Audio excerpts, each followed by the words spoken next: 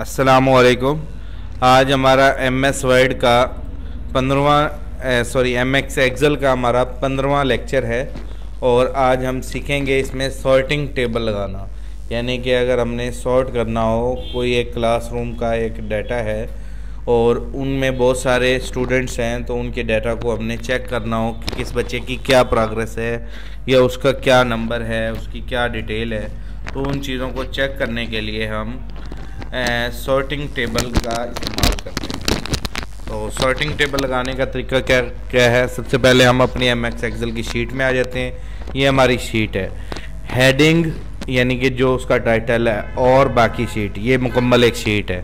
ठीक है, इस हेडिंग को मिलाते हुए नीचे तक जितनी आपकी शीट है उस एरिया को सिलेक्ट करें, इंसर्ट टैब में आ जाएं और ये सॉर्टिंग टेबल का बटन है, इस पर क्लिक करेंगे और ये जनरेट हो रहा है, लोकेशन मांग रहा है, ओके करेंगे तो ये हमारा फार्मूला टैब बन चुका है। यानी कि अब हमें इस पर बटन लग चुके हैं। जो चीज़ हमने सर्च करनी हो, अब हमने जो देखना हो आसानी से देख सकते हैं। रोल नंबर वाइज देखना हो तो ये रोल नंबर वाइज बटन बन गए हैं, ये सारे बटन बने हुए हैं।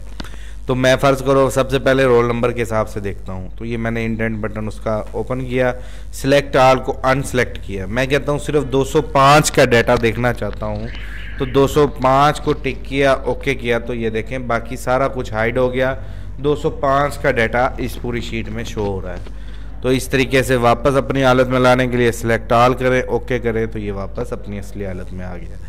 मज़ीद किसी के ईमेल के लिहाज से सर्च करना हो, नाम के लिहाज से सर्च करना हो, नंबर के नाम से सर्च करना हो, तो हम ये सॉर्टिंग टेबल यूज़ करते हैं। सीरियल नंबर के लिहाज से सर्च करना है, तो ये मैंने क्लिक किया, सिलेक्ट ऑल को अनसेलेक्ट किया। मैं कहता हूँ 8 नंबर का डाटा शो हो जाए, ओके किया, तो ये 8 नंबर का डाटा शो हो रहा है।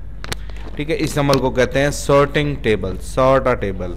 मतलब कि बहुत ज़्यादा जो हमारा दफातर का काम होता है, दफ्तरों का, उसको आसानी करने के लिए अपने डाटा को चेक करना हो कि कौन से बंदे का क्या डाटा है, नंबर से सर्च करना हो, ये मैंने सेलेक्ट ऑल ऑफ कर दिया।